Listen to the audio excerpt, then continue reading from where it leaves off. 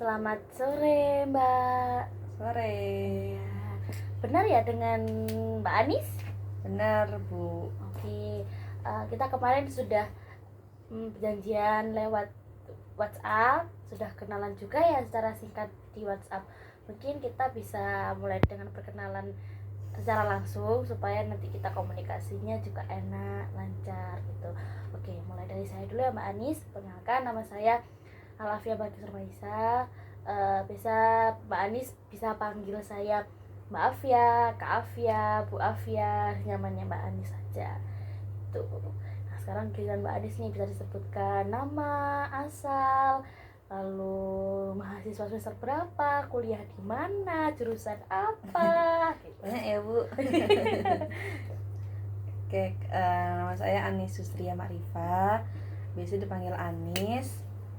Saat ini mahasiswi semester 5. Wow. Asal saya itu dari Kalimantan. Terus kuliahnya itu di UM. Jurusannya BK. Wow, BK semester 5, anak rantau. Ya. Wah, keren ya, tinggal separuh jalan lagi Mbak Anis ya. Sedikit lagi, Bu. Semangat ya. Semoga Ya, lancar semangat. terus kuliahnya. Ya, amin. Iya. BTW kalau pulang ke rumah itu setahun berapa kali? Karena kan jauh ya. Kalau saya sebenarnya bisa dibilang sering pulang ya, Bu. Iya. Tapi biasanya pas itu sih, Bu, kayak Desember saya pulang, Lebaran pulang juga. Oh. Nanti 3 bulan ya pulang juga. Bisa ya paling banyak 3 kali, tapi minimal ya 2 kali. Berarti setahun ada 3 kali, ada 2 kali. Ya. Wah, oke, mantap. Nah, oke, sebelumnya Mbak Anis apakah sudah pernah melakukan sesi konseling?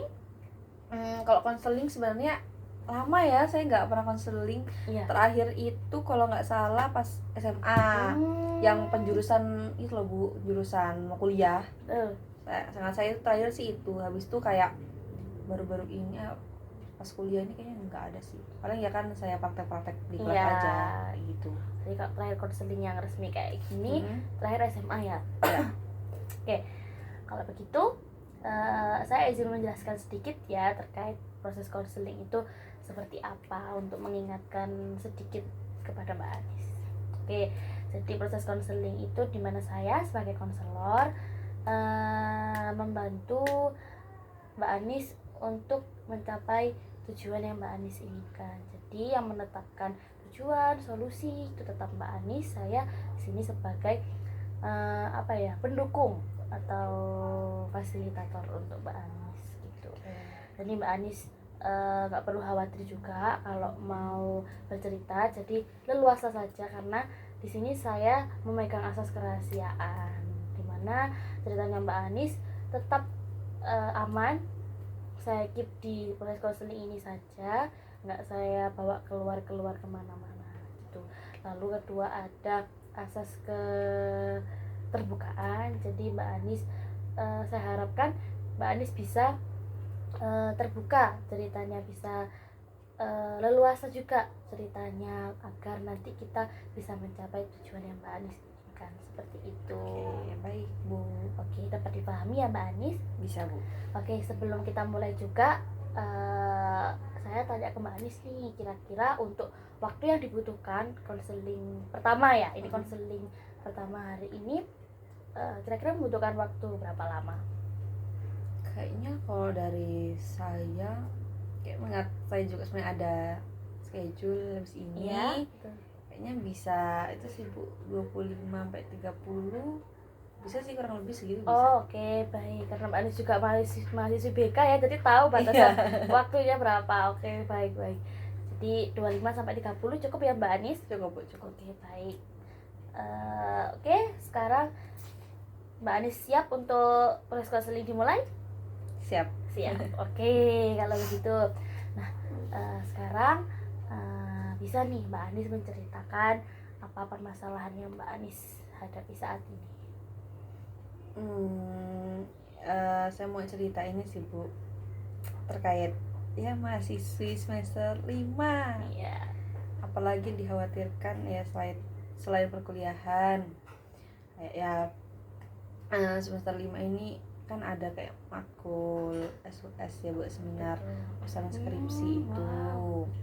Jadi di sini kita tuh harus kayak udah apa ya kayak rancangan kita skripsi itu kayak gimana buat nanti bisa kita ngumpulin data di semester 6 gitu. Okay.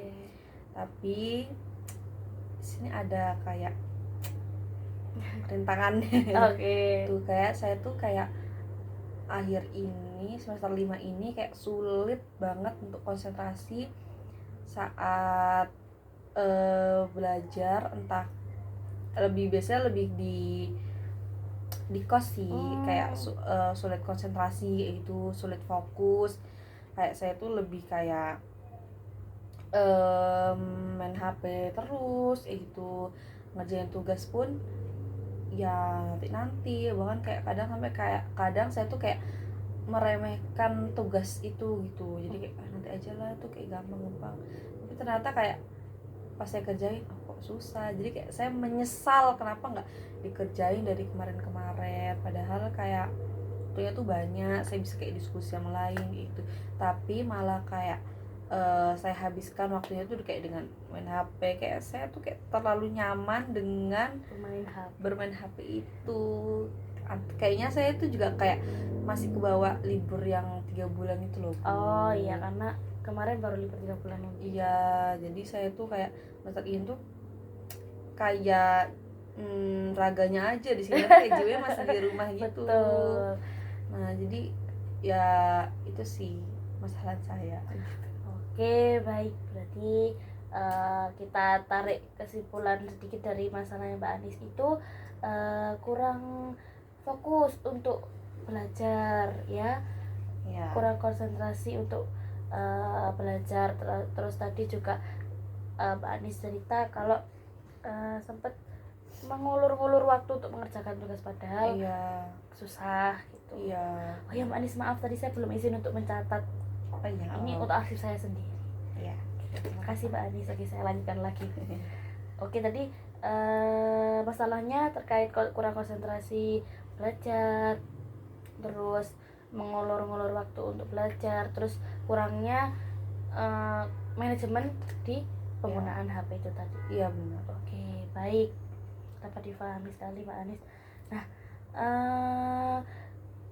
Nah dari konseling ini apa sih yang Mbak Anis tujuan yang Mbak Anis ingin capai terkait masalahnya Mbak Anis itu? Yang pertama saya pasti pingin itu sih memanage penggunaan HP saya. Jadi kayak bisa terkontrol lah, jadi bisa fokus terhadap ya emang apa yang urgent saat ini, seperti kayak kuliah saat ini, dibandingkan dengan kayak ya senang-senang dengan HP gitu. Ya sepinginnya bisa konsentrasi lagi, bisa fokus lagi terhadap perkuliahan semester ini. Oke, jadi tujuan Mbak Anis yang pertama agar bisa konsentrasi, terus bisa manajemen HP dan manajemen waktu agar bisa fokus kuliah. Oke, baik. Nah Mbak Anis, semisal nih, coba Mbak Anis bayangkan ketika Mbak Anis malam sedang tidur, terus besok paginya itu Mbak Anis mendapati kalau masalahnya Mbak Anis ini sudah selesai gitu. Apa sih pertanda masalahnya Mbak Anis ini sudah selesai? Penandanya ya sebentar. Mungkin yang pertama itu saya kayak bisa manfaatin waktu luang itu untuk kayak belajar gitu loh Bu. Jadi kayak nggak main HP terus gitu. Kayak itu sih. Oke. Untuk penanda tersebut ada penanda lagi? Itu sih Bu, apa ya, kayaknya kayak misal pas ngerjain tugas itu jadi nggak mepet deadline, jadi kayak tepat waktu, bahkan bisa kayak sebelumnya, jadi saya bisa ngecek gitu. Oke Mbak Anis, tadi kan Mbak Anis menyebutkan 2 penanda ya, udah 2 penanda. Yang pertama yaitu Mbak Anis memanfaatkan waktu luangnya untuk belajar. Nah, kira-kira di lingkungannya Mbak Anis nih, siapa yang pertama kali bakal notice kalau Mbak Anis meluangkan waktunya untuk belajar? Kayaknya lebih ke itu sih Bu, teman satu kos. Oh, teman dekat gitu ya? Iya, teman dekat di satu kos. Nah ya biasanya belajarnya sama dia sih, jadi kayaknya ya biasanya saya kayak ya main HP kan, atau nonton atau scroll TikTok atau ngapain, tiba-tiba nah ini belajar, jadi kayak ya dia sih pasti yang pertama kali tahu. Oke, baik. Jadi yang pertama kali tahu teman dekat di kos ya. Lalu respon temannya bagaimana Mbak Anis? Responnya tuh pastinya ya seneng sih, soalnya biasanya kalau dia ngerjain saya tuh kayak nonton gitu kan, jadi mungkin kalau saya juga ngerjain, jadi kita bisa kayak saling sharing gitu di satu waktu yang sama gitu. Itu sih. Jadi respon temannya Mbak Anis juga menanggapi perubahan itu juga juga senang. Oke, baik. Lalu kalau respon Mbak Anis sendiri terkait responnya temannya Mbak Anis? Kalau saya ya pastinya juga kayak senang juga, sama kayak ada bangga dikit sama diri saya gitu, kayak Betul. Ya aku ternyata bisa loh kayak gini, jadinya wah ternyata ini baik juga buat aku ke depannya, atau buat aku saat ini tuh manfaatnya baik banget buat aku, kenapa kayak nggak lakuin dari dulu kayak gitu. Oke, baik. Lalu tadi ada penanda kedua ya Mbak Anis, yaitu mengerjakan tugasnya sudah tidak mepet deadline. Nah, itu juga kira-kira siapa yang menotis untuk pertama kali? Kalau yang dan itu siapa ya kira-kira? Kayaknya juga ke teman saya sih. Teman saya satu kelas lah ibarat kayaknya ya. Karena kan ya kadang tugas-tugas di drive kan kelihatan ya, betul. Kayak siapa nih yang telat gitu. Oke, berarti yang notis teman sekelas ya. Iya. Oke. Tapi kayak sepertinya tidak semua teman sekelas. Ya, karena beberapa. Iya, betul. Lalu respon temannya Mbak Anis ketika mengetahui Mbak Anis sudah ngumpulinnya nggak mepet deadline, kalau menurut Mbak Anis gimana? Pasti kayak agak heran-heran gitu, kayak lumayan banget nih nggak mepet, biasanya bisa mepet berapa detik kok baru saya kumpulin gitu loh Bu. Jadi kayak anaknya temen nih duluan, terus kayak seneng gitu gak sih liatnya gitu. Wah, ini kok udah ngumpulin dulu. Iya kayak gitu. Oke, kalau respon atau tanggapan Mbak Anis terkait responnya temannya Mbak Anis? Ya pasti saya juga langsung kayak iya dong gue gitu loh, kayak kapan lagi nih yang bisa ngumpulin tepat waktu gitu kan. Jadi kayak ada rasa kayak bisa, entah kayak tugas saya bisa dijadiin kayak sebagai contoh dari yang lain kan, betul. tuh jadi kayak ada rasa senang bahagianya, bangga, iya bangga banget sama ya keren juga gue gitu. Oke, baik, dapat dimengerti Mbak Anis. Lalu adakah penanda lainnya nih? Mungkin itu sih, kayak bisa manajemen HP, kayak bisa ngatur kayak jam segini itu ngerjain tugas, jam segini buat senang-senang main HP lah, baru jam segini ini kayak gitu. Mungkin itu sih yang bisa menjadi penanda saya tadi. Oke. Yang penanda selanjutnya adalah Mbak Anis lebih bisa memanajemen penggunaan HP. Nah, untuk itu juga kira-kira siapa yang menotis kalau Mbak Anis itu bisa memanajemen HP dengan baik? Teman dekat? Kayaknya ya lebih ke teman dekat itu sih, teman dekat yang satu kos itu. Jadi kayak yang di awal tuh ya Mbak Anis? Iya, kayaknya iya sih karena gitu. Oke. Lalu untuk respon teman dekatnya menurut Mbak Anis gimana? Iya pastinya seneng sih, sama lebih kayak juga heran juga sih. Kaget sih, shock kayaknya ya. Karena saya tuh ya bisa kurang lebih waktu saya dihabiskan dengan kayak main HP gitu. Saya ngerjain tugas saya main HP aja, santai aja, kayak nggak mikir apa-apa. Baru kayak kaget juga, iya temen banget ya anak gitu. Gitu sih. Oke, kalau responnya Mbak Ani sendiri? Respon saya ya pas teman saya gitu, saya jadi kayak lebih termotivasi lagi gitu lah. Responnya ternyata bagus, jadi saya lebih termotivasi kayak kayaknya HP emang terus-terusan juga membawa apa ya, dampak buruk terhadap perkuliahan saya kayak gitu. Oke, baik. Jadi kalau untuk penanda yang ketiga ini Mbak Anis merasa termotivasi ya untuk responnya Mbak Anis sendiri. Oke, baik Mbak Anis. Lalu dari 3 penanda tadi itu yang pernah Mbak Anis terapkan walaupun hanya berdampak sedikit itu yang mana? Terkait Apa perubahan saja? saya gitu ya Bu? Iya. Kayaknya saya tuh pernah belajar tanpa HP gitu deh Bu. Ya. Pernah gitu. Wow, berarti Mbak Anis pernah ya melakukan belajar tanpa HP. Iya. Keren sekali, itu sangat jarang sekali bisa dilakukan Iya, sama iya, mahasiswa ya. Benar-benar. Karena kan kita biasanya ngerjakan Iya, tugas apa di HP gitu sama, kan. betul, jauh-jauh sama HP. Nah, pada saat waktu itu Mbak Anis menerapkannya gimana kok bisa belajar tanpa menggunakan HP itu? Pas itu sebenarnya saya tuh bisanya tuh pas itu loh Bu, saat semester awal-awal. Itu kayak masih semangat kuliah itu kayak menggebu-gebu banget. Masih motivasi saya tuh setinggi itu buat kuliah, karena kan masih kayak awal-awal kuliah, entah takut IPK-nya turun kah, takut nilainya jelek, atau takut ngulang kuliah ya nggak sih, semester 1 kayak di pikiran saya tuh masih yang itu, masih nggak pikirannya nggak terlalu jauh kayak neko-neko nanti lulus gimana, masih kayak mikirnya kayak IPK aku gimana semester ini ya, naik nggak ya, jelek nggak ya, bagiin orang tua nggak ya, kayak gitu.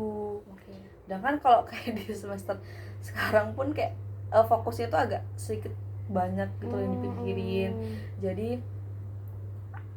kayaknya ya itu yang buat saya sekarang jadi kayak ya itu sulit konsentrasi itu, jadi kayak main HP itu. Oh, berarti kayak sekarang itu lebih banyak overthinking ya Mbak Anis ya, apa yang belum, kayak yang masih jauh itu udah dipikirin. Ya, sedangkan kalau dulu kan ya masih yang kayak betul-betul belajar untuk apa sih, semester 1 tuh paling kecil kayak IPK kan, karena kayak Ya, SMA kan nggak ada ya IPK gitu kan, jadi kayak IPK aku berapa Semangat. semester 1 gitu, jadi kayak HP tuh kayak masih bisa dikontrol gitu loh, kayak mana apa ya kayak gitu, atau enggak kayak belajar deh nggak mana apa gitu. Itu semester awal-awal banget kayak gitu, sebagai motivasi juga ya nanti IPK itu buat semangat. Iya. Oke, baik, bagus. Lalu adakah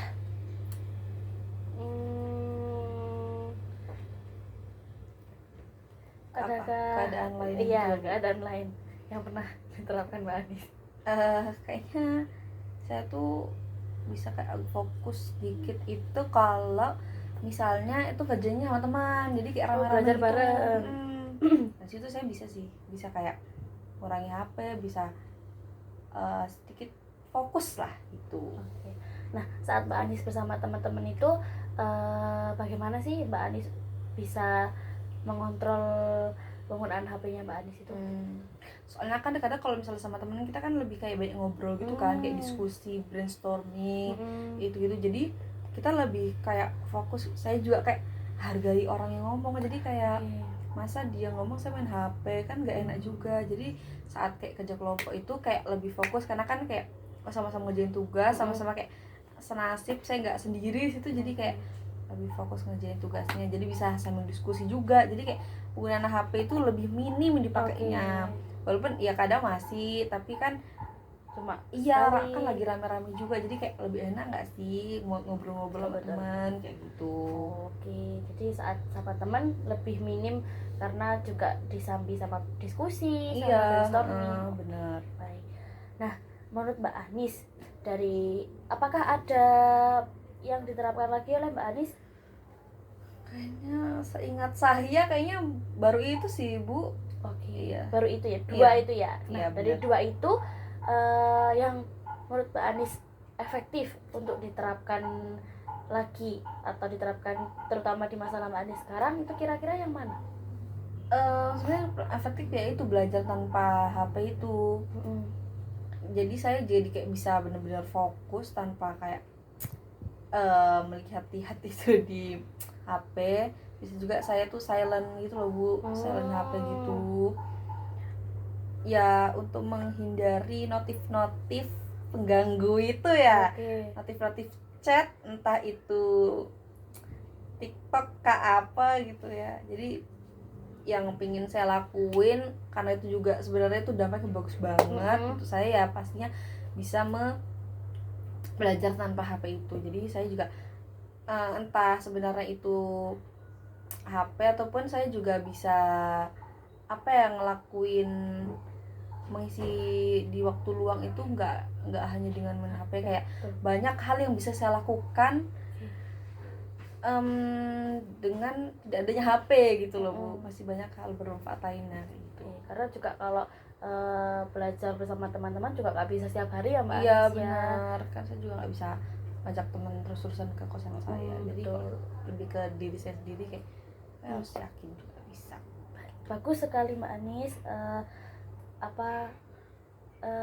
Penerapannya Mbak Anis ingin untuk diterapkan kembali. Iya. Gitu. Nah, kalau semisal nih saat Mbak Anis dalam proses penerapan tadi kayak mengurangi atau belajar tanpa HP tadi, kalau semisal ada hambatan, kan semua itu pasti ada hambatan dan tantangan ya Mbak Anis. Iya benar. Misal Mbak Anis mendapati tantangan kayak tiba-tiba ada rasa nafsu pengen banget megang HP, itu gimana cara Mbak Anis untuk mengatasinya?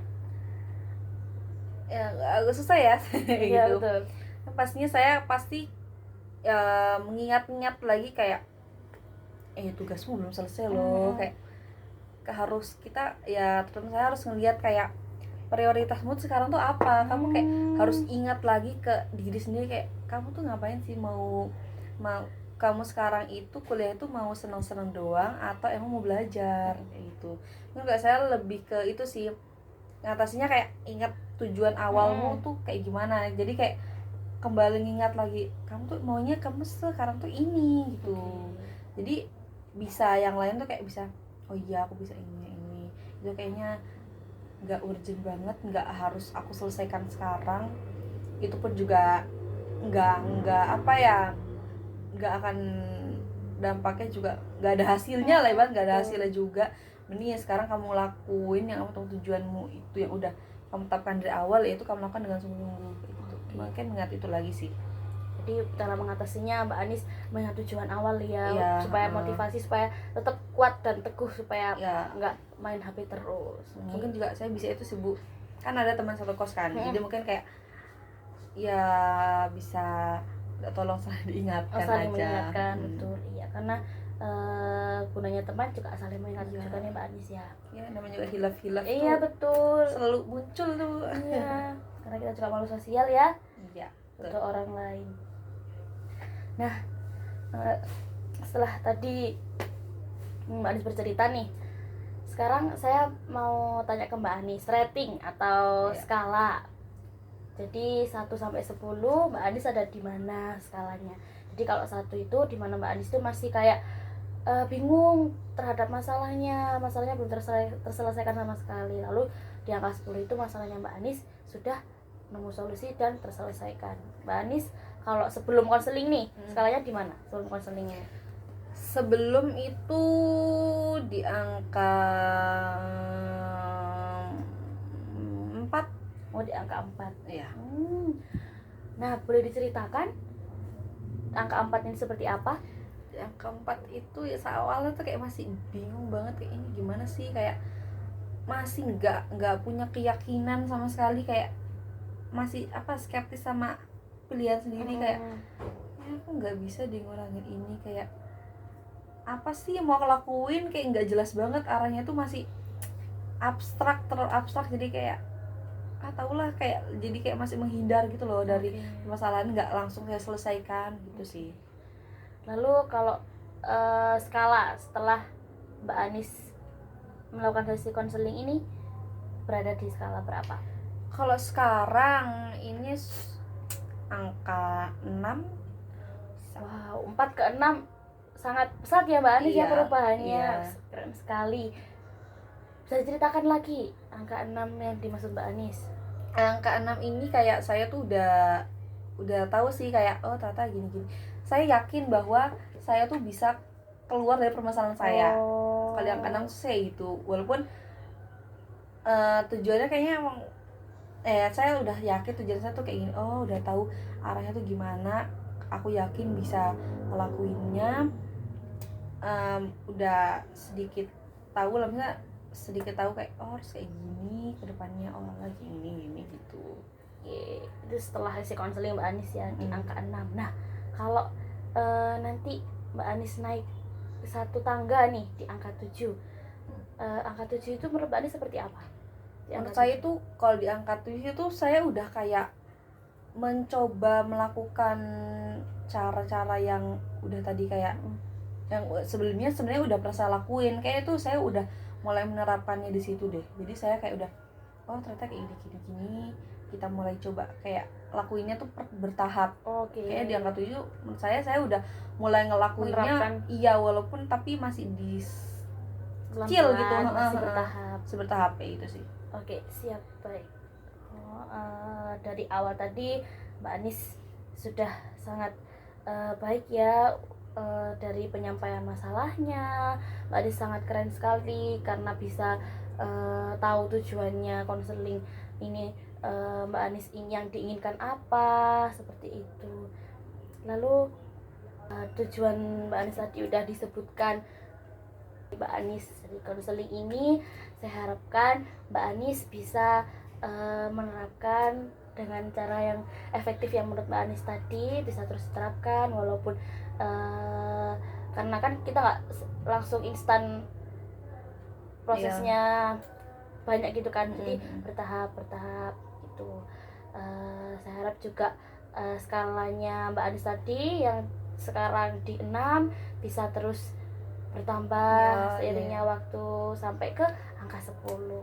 Amin. Ya, karena melihat waktu juga hampir habis ya Mbak Anis, apakah Mbak Anis di konseling ini bisa dicukupkan? Bisa Bu, bisa. Untuk konseling ini Mbak Anis ingin menjadwalkan konseling lanjutan atau cukup satu sesi ini? Kayaknya bisa sekali lagi deh Bu, buat kayak jadi saya tahu kayak fase saya sekarang di angka berapa gitu kayak. Oke, berarti kita jadwalkan lagi ya untuk mengevaluasi juga penerapan solusinya Mbak Anis, perkembangannya bagaimana gitu. Oke Mbak Anis, kita jadwalkan di WA ya nanti ya. Sekarang Mbak Anis bisa melanjutkan aktivitasnya kembali. Terima kasih banyak karena sudah menyempatkan waktunya untuk datang, untuk bercerita, untuk sharing-sharing. Terima kasih ya Mbak Anis. Saya juga terima kasih Bu. Ya. Assalamualaikum. Salam. Saya pamit dulu ya Bu. Ya, silakan Mbak Anis. Sampai bertemu kembali.